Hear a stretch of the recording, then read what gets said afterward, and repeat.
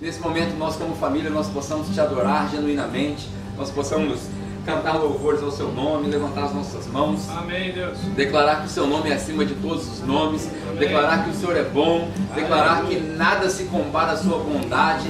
Que o Senhor continua sendo bom, ó Pai, independente das nossas circunstâncias. Que o Senhor ainda é um Deus que salva. Que o Senhor ainda é um Deus que cura. Que o Senhor é um Deus que recebe de braços abertos, independente de onde nós viemos, ó Pai. Que hoje, Senhor, nesse momento nós possamos te adorar em espírito e em verdade, para que esse culto seja um culto agradável para o Senhor. Em nome de Jesus. Amém.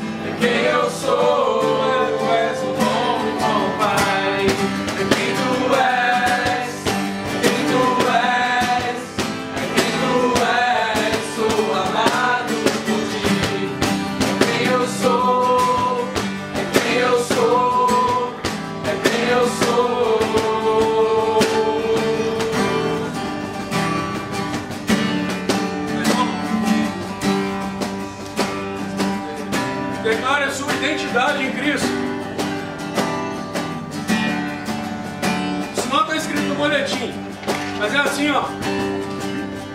Escolhido, perdoado, eu sou quem dizes que eu sou.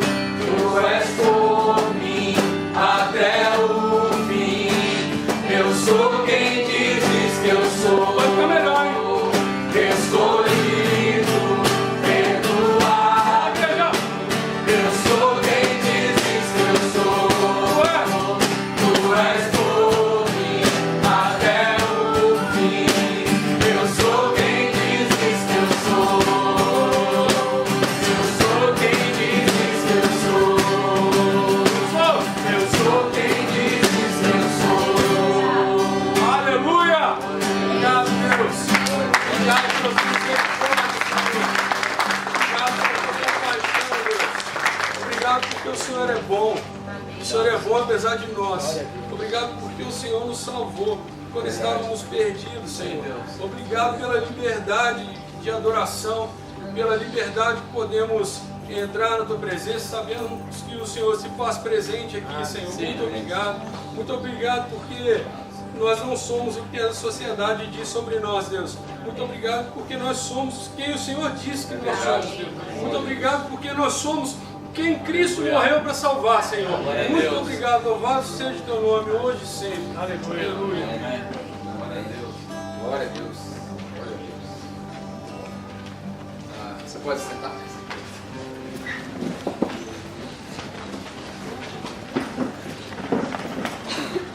Eu tive várias discussões, coincidentemente as pessoas discutindo, e o tema da discussão era sempre o seguinte: por que as pessoas não entendem o que a gente fala?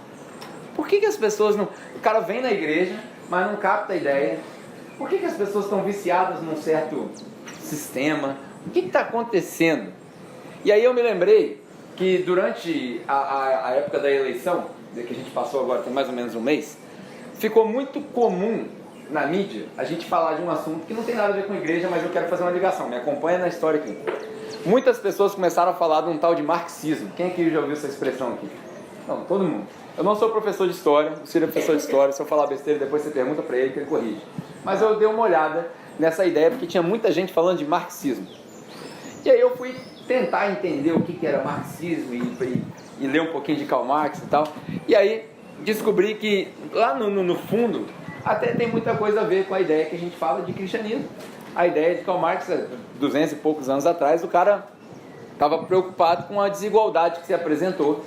E aí ele começou a tentar desenvolver um sistema econômico, ou socioeconômico, que gerasse mais igualdade. O problema da época dele era desigualdade.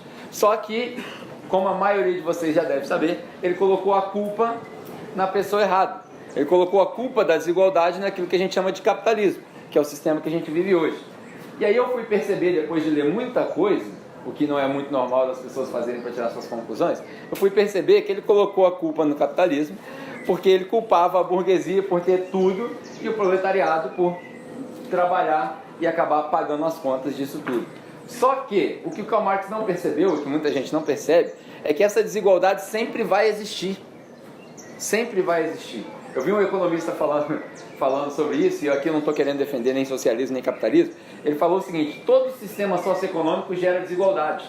A diferença é que o capitalismo gera riqueza enquanto gera desigualdade.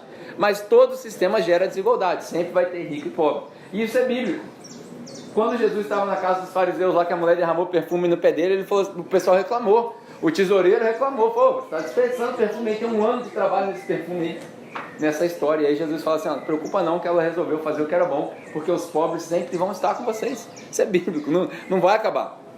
O desafio dessa burguesia contra o proletariado na história de Karl Marx, o desafio não é acabar com o sistema. O sistema não é o problema é a desigualdade. Muitos de vocês aqui conhecem a banda U2, certo? Do Bono Vox. Bono Vox tem um projeto social, que a ideia dele é acabar com a miséria no mundo. Cara, fantástico. Parabéns, mas não vai funcionar. Porque nunca vai acabar. Porque o mundo está cheio de ser humano, e o ser humano é egoísta. Então isso nunca vai acabar. Esse é um projeto que é nobre, mas não vai funcionar. Porque o nosso problema, o nosso desafio enquanto cristãos, não é acabar com a pobreza, é aprender a lidar com a pobreza. Essa é a diferença. Nós não fomos chamados para acabar com a pobreza. Pobre sempre vai ter, rico sempre vai ter, desigualdade sempre vai ter. O nosso desafio é saber lidar com a pobreza. Já falei aqui várias vezes, a gente nunca resolve, a igreja não foi chamada para resolver o problema do mundo. A igreja foi chamada para responder o problema do mundo. Você passou na rua, tem um cara com fome, você dá comida.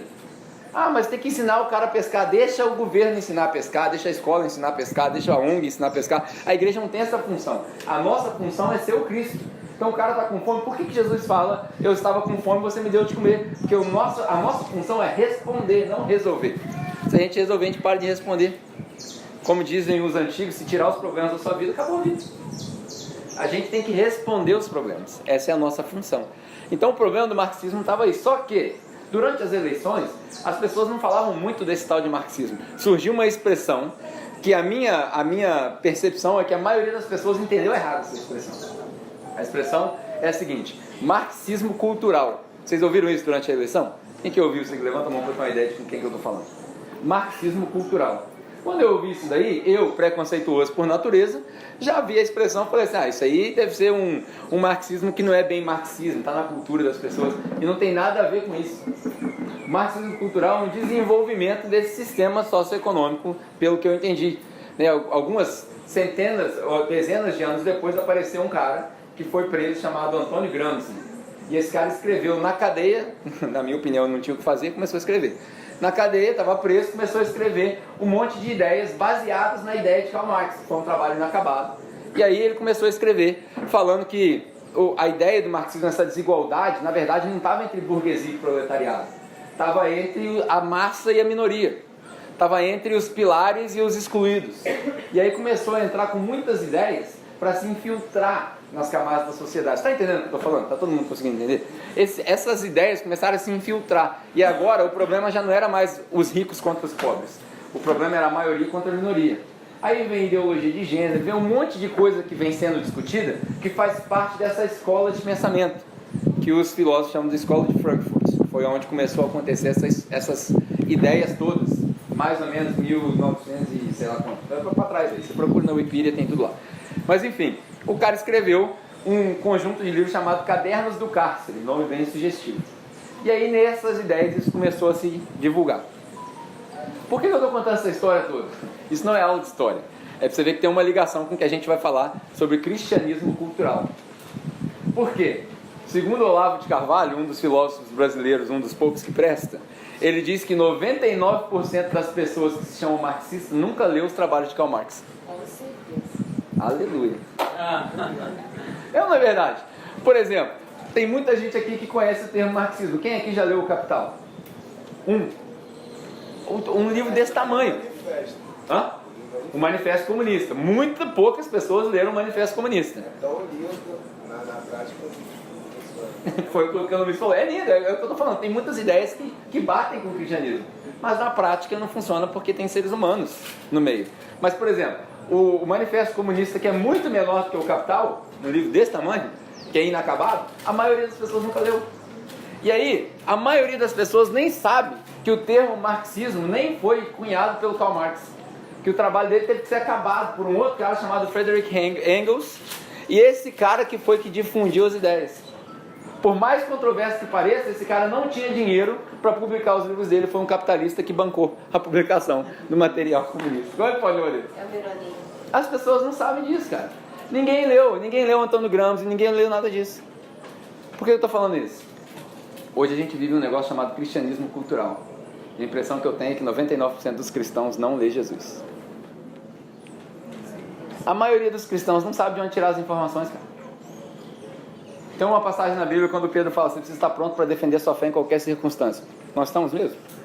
Quando alguém te fizer as perguntas que a fé infantil não responde, tudo bem, é bonito a gente querer, como você falou do Manifesto Comunista, é muito bonito a gente basear a nossa fé num Deus que faz milagre, que abre o mar e que o povo passou a pé seco. Fantástico, as histórias são maravilhosas. É por isso que a gente crê mesmo que é impossível. Mas você tem justificativo sua fé?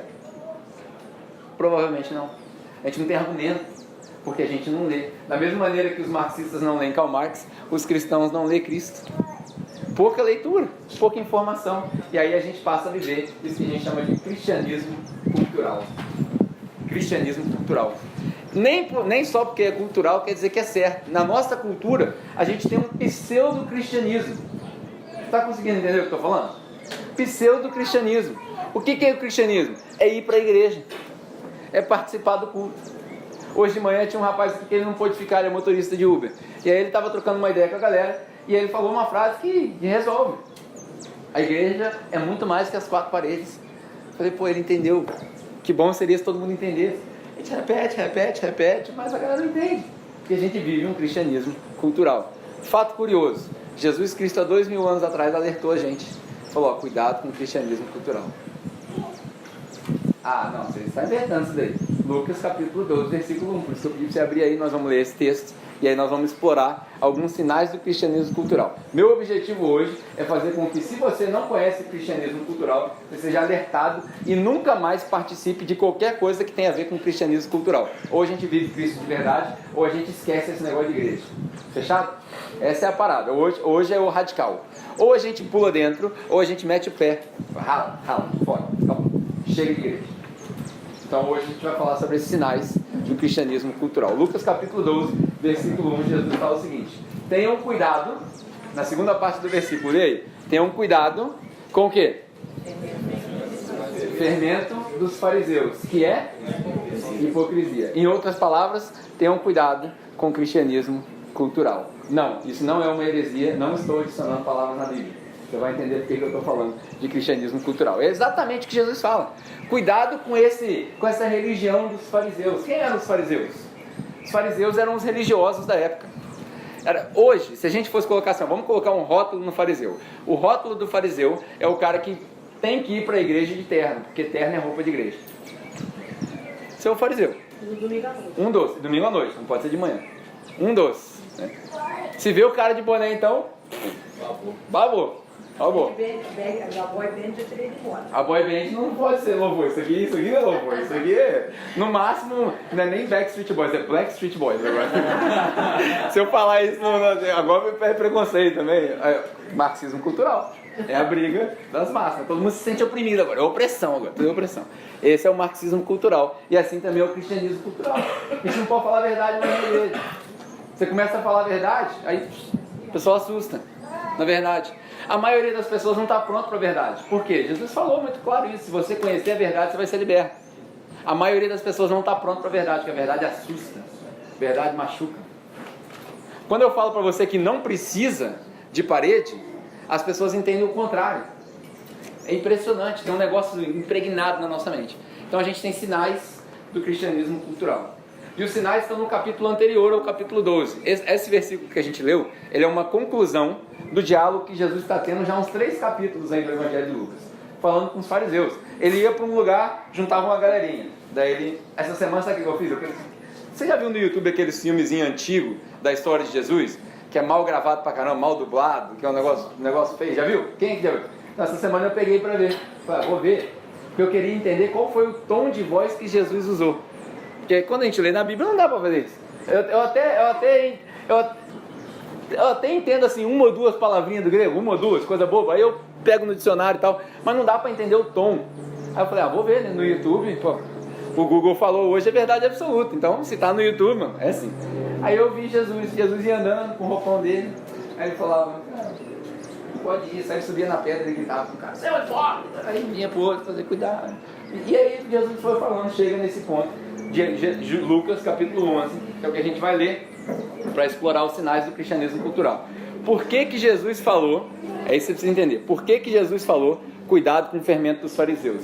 Porque apresentaram o fermento dos fariseus no capítulo 11, a hipocrisia, é o que está falando aí no capítulo 12 que a gente acabou de ler. Então a hipocrisia que Jesus fala, toma cuidado com ela, está apresentado no capítulo 11, do versículo 37 ao versículo 52. Então eu vou ler, e aí logo depois de ler, eu vou te mostrar 5 sinais, só 5. Não vai demorar hoje. 5 sinais do cristianismo cultural que a gente precisa correr dele. Então vamos lá. Lucas, capítulo 11, versículo 37 ao 52. Leitura rapidinha. Se você tiver com a sua Bíblia aí e quiser acompanhar, senão vai só ouvindo aí. Tendo terminado de falar, porque Jesus já vinha falando em várias posições, tendo terminado de falar, um fariseu convidou ele para comer com ele. Então Jesus foi e reclinou-se à mesa. Já começa aqui o problema. Já começa aqui o problema. O fariseu convidou Jesus, Jesus foi lá comer com os fariseus. A galera da religião falou assim, tá, essa é maluquice. Aí Jesus vai e entra na casa dos caras. Vários outros episódios a gente vê Jesus fazendo isso. Vai comer com os caras. E aí se passa o diálogo. Mas o fariseu, notando que Jesus não se lavava cerimonialmente, eu quando estava lendo aqui, eu ri, cara. Porque eu li até só que... Nada a ver esse comentário, mas eu vou fazer porque é engraçado. Versículo 38, eu li assim, ó. Mas o fariseu, notando que Jesus não se lavava, eu falei, pô, Jesus tomava banho não. Pensei, né? Aí eu morri, não consegui me conter. Deve ser só eu que leio errado a parada. Mas aí, enfim, se lavava cerimonialmente. Era um ritual que eles tinham para lavar a mão. Inclusive, a gente herdou isso dos judeus, vocês sabiam disso? Sabe por que a gente lava a mão antes de comer? Não é por causa de higiene. Cara, se você fala assim, eu vou lavar a mão porque precisa eliminar a bactéria, então você tem que tomar banho, porque o braço também passou na mão e tal, você vai comer, dá no mesmo, a bactéria que estava... Isso é ritual que a gente herdou dos judeus. Mesma coisa, o judeu lavava a mão, lavava o pé, antes a gente tinha várias cerimônias. Mas enfim, aí o fariseu, vindo que ele não se lavava cerimonialmente antes da refeição, ficou surpreso, ou na sua Bíblia deve estar perplexo. Em algumas traduções fala escandalizado, no termo dos crentes, né? Os crentes, tudo é escandalizei. O cara ficou chocado. Como assim? Ele ficou chocado. Então, essa é a parada. O primeiro sinal está aí. Vamos acabar de ler. Então o Senhor lhe disse, vocês fariseus, aí o tom de Jesus no YouTube era assim, vocês fariseus. Que então bem irônico, eu achei mó barato. Depois você procura Lucas 11, coloca lá, você vai ver o Jesus falando. Vocês fariseus, limpam o exterior do copo e do prato, mas interiormente estão cheios de ganância e de maldade. Insensatos. Engraçado, né? Jesus usava umas palavras insensatas. Eu ia falar assim, sem noção, sei. Quem fez o exterior não fez também o interior?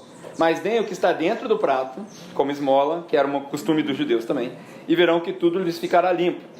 Aí ele começa a apertar mais um pouquinho. Ai de vocês, fariseus, porque dão a Deus o dízimo da hortelã, da arruda e de toda sorte de hortaliças, mas desprezam a justiça e o amor de Deus. Vocês deviam praticar estas coisas sem deixar de fazer aquelas. Ai de vocês, outro ai, né? Ai de vocês, fariseus, porque amam os lugares de honra nas sinagogas e as saudações em público. Ai de vocês, porque são como túmulos que não são vistos, por sobre os quais os homens andam sem o saber. Aí um dos peritos da lei, pastorzão da parada, o cara manjava pra caramba, o cara vira e fala assim, um dos peritos da lei respondeu, mestre, quando você fala desse jeito, você nos ofende também. Você imagina se você fosse Jesus, tá comendo na casa do cara, comida do cara, na mesa do cara, aí Jesus começa a falar assim, ai de vocês, você tem certeza? Você está me ofendendo. Aí Jesus vira e fala assim, quando vocês, peritos da lei, disse Jesus, ai de vocês também, porque sobrecarregam os homens com fardos que dificilmente eles podem carregar, e vocês mesmos não levantam nem um dedo para os ajudá-los. E aí ele fala mais um monte de coisa, termina no versículo 52, que a gente vai explorar já já. Qual que é a ideia aqui que eu quero passar para vocês? 5 sinais do cristianismo cultural estão nesse texto aí, que a gente precisa tomar cuidado. O primeiro sinal deles foi o que a gente leu, o fariseu se escandalizou porque Jesus não se lavava cerimonialmente. Não sei se você sabe, mas na cultura judaica eles têm esses rituais de se lavar. Toda vez que ele saía para caminhar, ele se lavava. Toda vez que ele ia comer, ele se lavava. Toda vez que ele ia no banheiro, ele se lavava as mãos. E o lavar a mão tinha um ritual que era específico. Não é só chegar na torneira e lavar a mão, até porque não tinha torneira na época. Não na casa dos pobres, na maioria. Então, na casa deles tinham vários vasos. E aí ele falou assim, cabia ali 300 ml de água. Você tinha que lavar a mão da seguinte maneira. Você põe a mão aqui na pia, pega com a outra mão, joga e esfrega. Não pode esfregar as duas mãos, muito trabalho, principalmente no sábado. Esfrega. Acabou de esfregar, joga de novo. Acabou de esfregar, joga de novo. 3 vezes. Acabou, mudava para essa mão, joga, esfrega. Joga, esfrega, joga, esfrega. Só para lavar a mão demora um tanto aqui, você já reparou, né? Esse era o ritual. Para todo judeu consciente que conhecia a lei, que se negava a se lavar cerimonialmente, ele era digno de ser expulso da sinagoga. E daí? Nem sei o que é sinagoga. Então, vou te lembrar de uma história, João capítulo 9, quando aparece um cego de nascença, Jesus cura o cego, e aí dá mó rolo, mó bafafá, os caras ficam escandalizados, porque curou ele no sábado, e aí eles perguntam pro cara, mas você não é cego de nascença, você não nasceu cego? Sopa, os caras não acreditam. Não é possível, você está mentindo, isso aí é armado, isso aí é televisão e tal. Aí eles vão perguntar para os pais.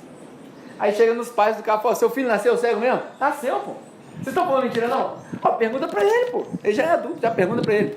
Por quê? O texto fala o seguinte: eles não queriam defender o cara porque eles temiam ser expulsos da sinagoga. A sinagoga era o centro de vida da comunidade. Tudo acontecia na sinagoga, era o shopping da parada. Tudo acontecia ali. Eu vou tomar uma decisão, sinagoga. Vou perguntar ao rabino. Tudo era na sinagoga. Então, quando o judeu não lavava a mão antes do jantar, ele era digno de ser expulso da sinagoga. Jesus entra na casa dos caras, daquele jeitão de Jesus, vê que está todo mundo religioso lavando a mão. Aí ele vira e fala assim: vou desafiar os caras. Vou sentar aqui e não vou lavar a mão. Jesus era teimoso. Não vou lavar a mão. Ó, diferentão. Vou sentar. Sentei. Aí os caras...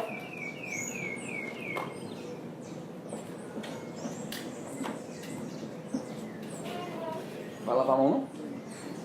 Não. Vou não. Mas como assim? Aí os caras escandalizaram. Qual que é o primeiro ensinamento da parada aqui? Cristianismo cultural. Idolatra o ritual e despreza o fundamental. Tudo que é cristianismo cultural nos nossos dias de hoje, idolatra o ritual e despreza o que é fundamental. A gente idolatra as coisas que as mãos fazem, o evento, o culto, a ceia, o dízimo, a vestimenta, o comportamento, e despreza o fundamental. O que é o fundamental? Jesus, uma vez perguntaram para Jesus: Jesus, qual que é o fundamental? Qual que é o mais importante? Qual que é o principal? O que ele falou? Isso é simples. Ama a Deus, ama os outros, acabou. Isso é o fundamental. Só isso. Todo o resto parte disso. Se você amar a Deus e amar os outros, está tudo certo. Você vai cumprir a lei, você vai cumprir os profetas, está tudo certo. Tudo se resume nisso aqui. A gente idolatra o ritual. Porque a gente vai na igreja, a gente tem comunhão, a gente dá o dízimo, mas esquece do fundamental. E aí não vale nada. É à toa. Primeiro sinal do cristianismo cultural: a gente idolatra o ritual e despreza o fundamental. Segundo sinal do cristianismo cultural: a gente valoriza o que é superficial e negligencia o essencial. Olha aí o seu texto, versículo 42. Está falando de dízimo. Dízimo é um negócio comum na igreja. Principalmente igreja de crente. Ou lugarzinho para falar de dízimo. Igreja de evangélico é o ponto principal do culto, é dízimo. Tem que trazer o dízimo. Aí Jesus ele fala assim: muito bem, vocês são certinho. Dízimo aí, pá, vocês estão fazendo certinho. Só que vocês dão dízimo disso, daquilo. Tão preocupados que vocês são e esquecem de agir com amor. Traz o dinheiro. Você sabe que o contexto histórico do que Jesus está falando isso daqui? Tinha gente, porque quem aqui já ouviu o mandamento: honra seu pai e sua mãe? Até quem não é de igreja já ouviu isso, certo? Honra seu pai e sua mãe, você vai ter vida longa. Isso é bíblico. Para quem não vai em igreja, a mãe e o pai ensinam isso inconscientemente. Você me respeita, senão eu te mato, mãe. Se você respeitar, tem vida longa. Para quem não vai à igreja, já entendeu o legal, vai passando de geração em geração. Mas aqui, o que estava acontecendo? A galera dos 30, 35, que para eles já estava até velho, a expectativa de vida era menor, essa galera era a força de trabalho. Então eles juntavam dinheiro e cuidavam dos pais. O que estava acontecendo com eles? Eles pegavam o dízimo deles, financeiro, monetário, ou até da plantação deles, levava para o templo nos festivais e falava assim: não posso cuidar do meu pai não, deixa eu morrer isso daí porque está dando trabalho. Mas eu já dei o dízimo, já justifiquei. Era isso que estava acontecendo. Aí Jesus fala assim: vocês são hipócritas. Você tem que tomar cuidado com esse negócio desse cristianismo cultural de vocês, essa religião de vocês. Porque vocês estão dando o dízimo disso, daquilo, mas estão esquecendo do mais importante. A gente valoriza demais o que é superficial e despreza o que é essencial. Isso é cristianismo cultural. Você vai entrar em vários lugares onde você vai ver isso acontecer. Se você passou por uma experiência dessa, eu quero te alertar: você não precisa passar por isso mais. Isso não é necessário. Tem solução, pô. A solução está aqui, você vai ver. Terceiro sinal. No versículo 43 agora, você vai ver uma outra coisa que é interessante. Versículo 43, leia aí. Ai de vocês, fariseus, porque vocês amam os lugares de honra e as sinagogas e as saudações em público. Terceiro sinal do cristianismo cultural. A gente incentiva a popularidade e rebaixa a humildade. Nas nossas igrejas hoje, dentro da igreja, estou falando isso do mundo, estou falando da igreja, a gente incentiva demais a popularidade e a gente rebaixa a humildade. Tudo hoje tem a ver com número. Você encontra num grupo de pastores, a primeira pergunta que eles fazem qual que é? Pergunta idiota, mano. Só pergunta idiota isso aí. Quantos discípulos? Quantos discípulos? Rapaz, é uma pergunta idiota. Hoje tudo é número. Hoje você sabe que as crianças de 10 anos elas já têm uma carreira decidida na mente já. Digital Influencer. É a profissão do momento. Eu estava num churrasco agora, lá estava na Barra da Tijuca, tirando onda numa cobertura fantástica. Estava lá, era aniversário da minha irmã, emprestaram a cobertura para ela fazer, estava fazendo um esquema lá. Cheio de Digital Influencers. Todo mundo quer ser influencer. O negócio agora é bombar o canal do YouTube. Essa praga entrou dentro da igreja. Dentro da igreja. E eu tô falando mal do YouTube em si não, porque a gente tem um canal no YouTube, tá filmando aqui a parada aqui. Tem gente que assiste, a gente usa isso pra isso. Essa semana a gente comemorou 1000 inscritos no canal. Uau! Hoje em dia você fala 1000 inscritos, você é um nada, você é um bosta. 1000 inscritos. Nem chaveiro do YouTube. Ganhei nem chaveiro. Tô vendo outro maluco ganhou uma plaquinha lá de ouro, não sei o que, 1000 inscritos, coitado, você não tem nada. Mas se você parar pra pensar, cara, são 1000 pessoas que escolheram ver a mensagem. A gente usa com boas intenções. É o mercado de hoje. Todo mundo, tudo tem a ver com números hoje. Já não se fala mais de qualidade, tudo é quantidade. A gente incentiva a popularidade e rebaixa a humildade. Sabe o que eu acho interessante? Hoje, se Jesus estivesse aqui na Terra e fizesse uma conferência de crente, ninguém ia convidar Jesus para a palestra. Jesus é um fracassado em plantação de igreja. Conseguiu convencer ninguém. A oratória de Jesus era fraca. Péssimo palestrante. Até os discípulos dele chamavam a atenção dele. Uma vez ele pregou para os caras e falou: quem não comer da minha carne é digno de me seguir. Aí a galera foi embora, meteu o pé. Muito difícil essa pregação, não gostei não. Aí chega um discípulo dele e falou: mestre, nivela a parada aí, pô. Vamos fazer um motivacional melhor aí. Aí ele vira pro cara e fala assim: você quer meter o pé também? Pode ir. Não preciso de você não, mano. Olha só. Péssima oratória. Jesus era um péssimo orador, mano. Ele não ia ser convidado para nenhuma. Vamos falar agora de crescimento de igreja. Não chama Jesus não. Não chama Jesus, porque ele não sabe crescer a igreja. Ele era manso e grosso. Manso e grosso. Mas pode, um contraste, né? Vamos chamar os discípulos dele. Nenhum discípulo dele sabia plantar a igreja. Nenhum. Tudo ruim. Célula então? Vamos fazer célula, multiplicar a célula. Os caras abandonavam a galera. Tô indo embora, mano. Vocês já estão prontos, já vão embora. Tchau. Os caras não tinha continuidade no negócio, não tinha programa, não tinha cristianismo 1 a 1, não tinha nada disso. Sabe o que os caras tinham? Eu vi Jesus ressuscitando. Se quiser, você segue. Se não quiser, tchau. Era isso. Eles não seriam populares hoje. Mas hoje virou um concurso de popularidade. Daqui a pouco, chega no Brasil concurso de pastores. Os Estados Unidos já tem. Tem programa na televisão que concorre pastor com pastor para ver quem tem mais dinheiro, para ver quem tem mais membros. Nos Estados Unidos já tem. Sério? Pastores de Los Angeles. Pode procurar. Pastors of LA. Preachers of LA. Preachers of LA. Los Angeles. Pode procurar. Isso é a tendência. Isso é o cristianismo cultural. Tá na mídia. Tá famoso. Fantástico. Hoje tá na moda ser crente. Esse crente aí, né? Esses dias falaram pra mim que eu tinha que parar de usar boné. Eu tô me coçando pra não usar boné. Aí tem uns caras que estão falando assim: não, mas você tem que mudar mais o estilo. Tem que botar a calça apertada. É demais. Não dá. Entendeu? Mas tá na moda. Tá na moda ser crente hoje. Eu não consigo entrar no perfil do crente. Porque o perfil do pastor chique, o pastor da moda hoje tem que ter um cabelão com gel. O meu cabelo já era. Já. Não tem condições. Já era. Mas está na moda. Hoje está na moda ser crente. Cristianismo cultural. Então, primeiro, a gente idolatra o que é ritual e despreza o que é fundamental.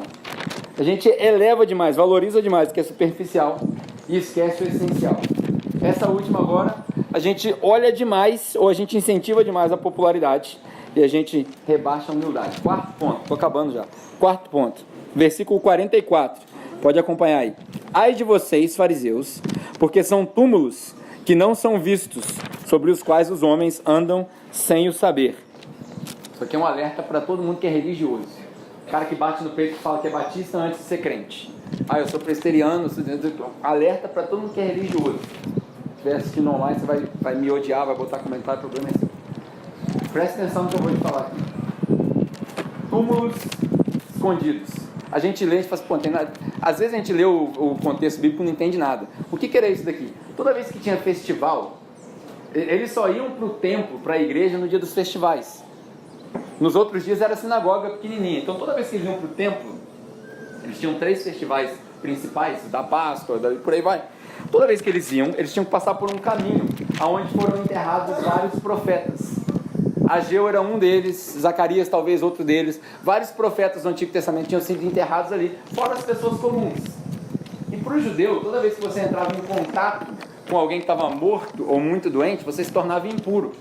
Mas você não pode chegar no festival impuro, porque para você ficar puro de novo, você tinha que passar por um ritual que demorava 7 dias. Então você não podia estar indo para o festival da Páscoa, levando seu sacrifício, e aí você chega lá impuro. E um dos problemas era tocar nos mortos. Para eles, se você passasse em cima de um... Quem que já foi no cemitério e pulou? Né? Costume herdado de Deus. A gente pula como? Não, vou pisar aqui não. Por quê? É pedra? Não. Mas a gente pula o negócio, né? Aí respeito. Medo de cair, né? O crente tem medo de morrer, eu nunca vi um negócio desse. A nossa esperança está lá, é depois da morte, mas a gente tem medo de morrer. Mas enfim, a gente pula o negócio. Uns falam que é para não dar azar e tal, por aí vai. Mas isso é costume de judeu também. Porque eles não podiam entrar em contato. E para eles, se pisasse ali, entrava em contato. A maioria deles não estava enterrado no chão, estava enterrado em umas cavernas, em umas paredes, que era onde a estrada do pessoal passava. Eles faziam um buraco na pedra e botavam o cara lá. Cemitério do Retiro também tem isso aí. Então, já as gavetas, né? Gavetão. Então, tinha o gavetão de antigamente. Se você ler a história de Lázaro, quem conhece a história de Lázaro aqui? O cara que morreu, ficou todo enfaixado, igual uma múmia, chega Jesus e fala, Lázaro! Ele sai todo torto lá, igual o bonecão do poço amarrado. Essa história, onde que ele estava? Ele estava deitado numa pedra. Se você ler o contexto, você vai conseguir entender. Então, nem sei o que eu estou falando. Do túmulo. A gente passava pelo caminho. E aí, você não podia entrar em contato. O que os caras faziam? O pessoal da cidade, os fariseus. Eles pintavam os túmulos de um branco, mal branco, igual neve, que resplandecia, que brilhava assim, aquela que você passar longe. O sol batia, né, no deserto e tal, você passava longe. Isso é o que a gente chama de sepulcro caiado. Em inglês, quando você lê em inglês, você consegue entender melhor. Chama whitewashed tomb. Que eles pintavam de branco. Para os fariseus, eles faziam isso como se eles estivessem prestando uma homenagem aos profetas. Não, vamos deixar o túmulo deles aqui limpinho, para todo mundo ver que Ageu foi enterrado aqui, que Zacarias foi enterrado aqui. Só que Jesus fala o seguinte, no mesmo texto, quando você lê em Mateus, Jesus fala o seguinte, vocês têm que lembrar que foi o pai de vocês que enterrou esses caras aí, mano. Vocês estão fazendo um negócio achando que vocês estão prestando homenagem, na verdade vocês estão trazendo mais humilhação para vocês ainda. Porque vocês são igual a esses túmulos. Vocês estão bonitão pelo lado de fora, mas por dentro está todo mundo morto. Todo mundo podre. É isso daí. Esse é o quarto sinal de um cristianismo cultural. Ele usa os mortos para poluir os que estão achando que estão vivos. Quem são os mortos de hoje? Os fariseus de hoje. Essa galera que está pregando o cristianismo cultural, que está pintando coisa que não deveria ser pintada. Você entra dentro da igreja e a pregação é você vai melhorar, você vai ganhar isso, você vai ganhar aquilo, e não vai. Não vai. O pessoal fala assim, você precisa ser um pregador de boas novas. A boa nova é Jesus. Só mais nada. Essa é a hora que o pessoal fala aleluia, glória a Deus. Eu tenho que ensinar vocês assim. Vou ensinando aos poucos, vocês vão chegar lá. Glória a Deus. Sepulcros caiados. Então, eles pintavam por isso. Esse é o quarto sinal de um cristianismo cultural. A gente usa os mortos, as pessoas estão pintando coisas que não precisam ser pintadas. A boa nova é Jesus. A boa nova não é você vai ganhar isso, você vai ganhar aquilo. Não. A boa nova é Jesus. Eu estou orando para Deus me dar um carro. Então vou te dar um conselho melhor. Ao invés de você orar, o que você faz? Trabalha hora extra, junta o dinheiro, compra o carro. Simples. Deus não trabalha com fábrica de carro. Eu estou orando para Deus me dar uma casa. Isso é simples. Você vai ali na Caixa Econômica, dá a entrada e faz o pagamento todo mês. Vou falar um negócio aqui que vai escandalizar você. Você não precisa de Deus para comprar a casa não, gente. Você precisa de dinheiro. Diferente. Deus precisa arrumar uma oportunidade para... Então, beleza, vamos orar para você arrumar um trampo, vamos orar para você poder ver oportunidades. Mas tem gente que está assim, estou orando para Deus me dar um trabalho. Aparece o trabalho e fala assim, esse trabalho eu não quero não. Esse não foi Deus que deu. Não foi Deus que deu, esse trabalho é do diabo. Pô, tem trabalho ali na CSN, vai abrir 9 indústrias novas dentro da CSN. Calor pra caramba. Ah, isso aí não é de Deus, não. Então não tem casa. Entendeu? Então a gente precisa lembrar que a gente precisa falar do essencial, do fundamental, do que é importante.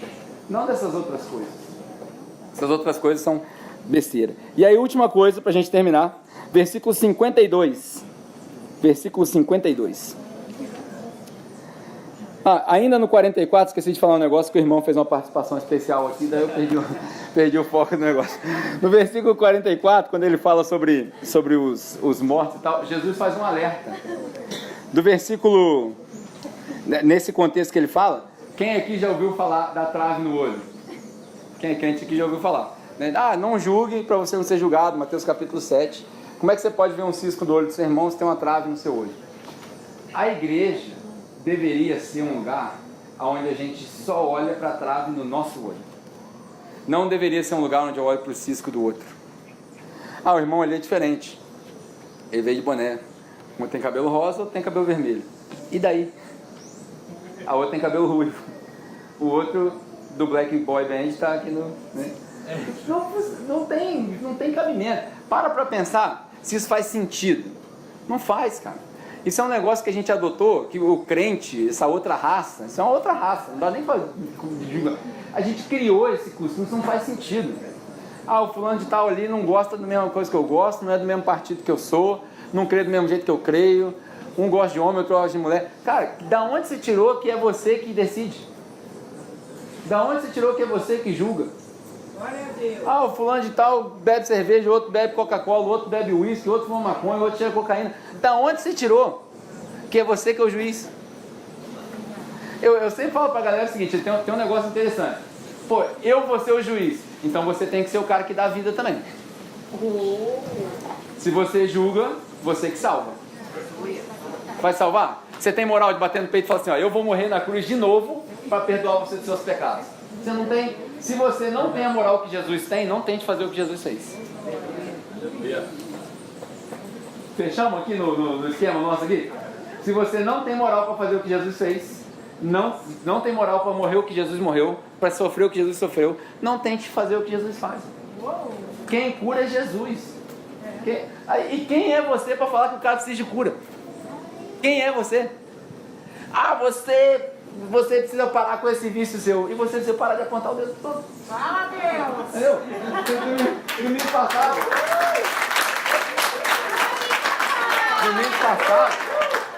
Domingo passado eu falei um negócio que ficou na minha cabeça. O que é? A gente precisa parar de apontar o dedo para os outros e começar a apontar o dedo para Jesus. O cara veio com um problema. Você acha que é problema? O que você faz? Ora. Glória a Deus. Ora. Eu não gosto do jeito da pessoa se veste. Ora. É muito provável que Deus mude o seu coração antes de mudar a vestimenta da pessoa. Muito provável. Semana que vem eu volto com o boné, sacanagem. Cristianismo cultural é isso. E qual que é a resposta? Então, qual que é a resposta? Como é que faz? O cristianismo de verdade é o contrário de tudo isso que eu falei. O cristianismo de verdade não está preocupado com ritual. O culto é de manhã, domingo, de noite, quarta, quinta, não interessa, o culto é todo dia. O cristianismo de verdade não está preocupado com o dízimo. O cristianismo de verdade está preocupado com o seu coração. Se Deus é Deus mesmo e é Ele que quer a igreja funcionando, é Ele que pague, mano. Ele que pague. Eu não preciso ficar te pedindo dinheiro. Se você for crente mesmo, você fala assim, não, eu gostei, eu vou pagar, mano. Acabou. Eu tenho que deixar Deus fazer o trabalho dele. O cristianismo de verdade é o que se preocupa com o que é essencial, o que está na essência, de amar o próximo. O cristianismo, olha o que ele fala no versículo 52. Ai de vocês, fariseus, porque vocês pegaram a chave do conhecimento, olha aí na sua Bíblia. Pegaram a chave do conhecimento, não entraram e ainda impediram os que queriam entrar. É isso que a gente faz na igreja. A gente vem aqui, pega a chave do conhecimento.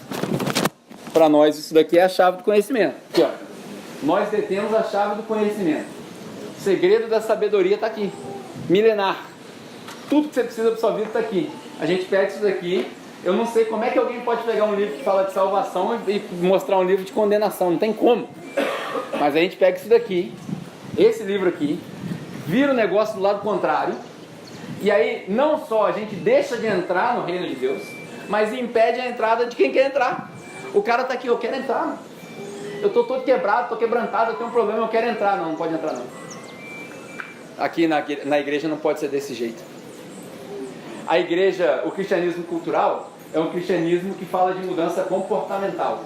O cristianismo de verdade é um cristianismo que fala de mudança de caráter. Diferente. Bem diferente.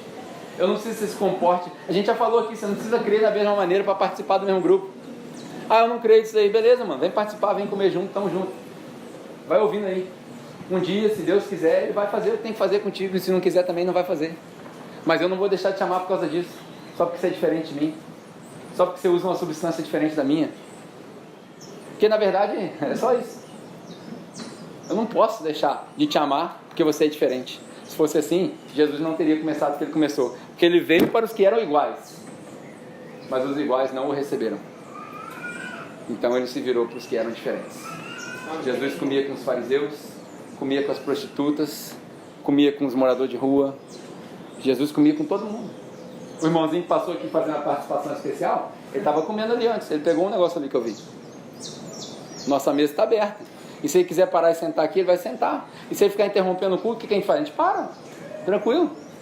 A gente para, deixa ele falar. Na hora que passar o... Como é que fala?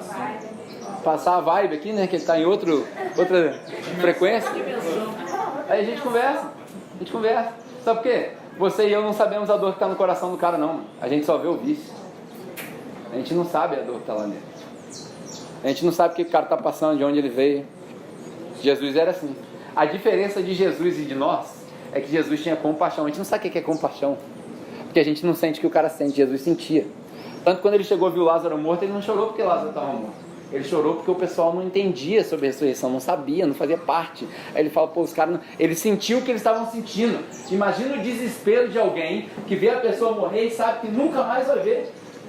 Esse era o conceito deles, não tinha ressurreição. Então Jesus tinha compaixão. Ele falou, poxa vida, agora eu entendi o que os caras entenderam. Por isso que a gente consegue se relacionar com Jesus, que Ele não é um Deus distante. Ele é um Deus que sofreu o que a gente sofreu e sabe como é que funciona. Então, na hora de julgar essas causas, deixa Ele julgar, porque Ele sabe julgar. Nós não sabemos julgar. A gente não passa as mesmas coisas. Amém? Amém. Não tinha nada a ver com o que eu ia falar no final aqui, mas tá bom por hoje. É isso aí. Vamos ficar de pé, vamos parar, porque a gente acaba nessa vibe aí, tá bom. Por hoje tá bom. Queria te dizer o seguinte, se você, de repente você ouviu essa mensagem toda, né? Falou assim, pô, nesse ponto aí eu me encaixei. Eu vivia isso, eu vivia aquilo, então me identifiquei com essa parada aí. O que eu faço? Não tem oração mágica para você fazer, também não tem levantar a mão como você já deve ter ouvido em algum ritual, alguma coisa. Mas se você quiser conhecer mais, eu ficaria muito feliz de te dar uma Bíblia, caminhar contigo, tomar café contigo. Sou viciado em café, isso é um problema meu, ore por mim. Sou viciado em café, a gente pode tomar café durante a semana, eu, outras pessoas, a gente senta numa mesa e aí a gente vai conversando, vai falando, vai vivendo, porque é só assim que a gente vai conseguir ser mais como Cristo, amém? Amém. Então se você quiser, escolha a sua, se você quiser, nós estamos aí para te ajudar a caminhar com Cristo, se tornar mais parecido com Ele, porque no final das contas é isso que vale, o resto é resto. Vamos orar. Pai, muito obrigado mais uma vez por esse domingo, obrigado por cada pessoa que estava aqui, obrigado por cada um que vai ouvir pela internet, obrigado, Pai, porque a sua palavra continua viva, obrigado, Senhor, porque nós estamos tentando, cheio de falhas, a gente sabe, mas nós estamos tentando viver esse cristianismo de verdade.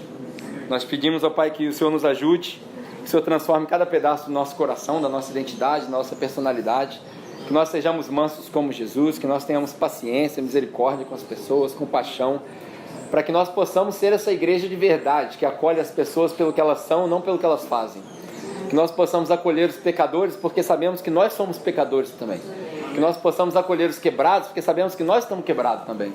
Que nós possamos acolher os que estão na rua, os que estão com problema, porque nós estamos na rua, nós estamos com problema. Então, Pai, nós queremos te pedir em nome de Jesus, que o Senhor transforme a nossa igreja primeiro, antes de transformar os outros. Que nós não sejamos pretensiosos para julgar o que alguém precisa mudar antes de nós mesmos termos a consciência de que nós precisamos mudar. Muito obrigado, Pai, pelo que o Senhor falou conosco hoje, através das canções. Obrigado pelo nosso time de louvor, pelos nossos visitantes, pela hospitalidade, por cada um, porque o Senhor tem nos honrado, o Senhor tem sido bom para conosco. Que o Senhor possa nos levar em segurança para a nossa casa, aproveitar o nosso tempo com a nossa família e sempre glorificando o seu nome, em nome de Jesus. Amém. Tenha um bom domingo. Domingo que vem nós estaremos aqui de volta. Não deixe de vir, porque é a nossa última temporada na praça. Vai acabar a praça. Então, aproveite e vai ser bom ter você aqui domingo que vem também. Não vai embora sem pegar mais um restinho de café que ainda tem lá na mesa para você.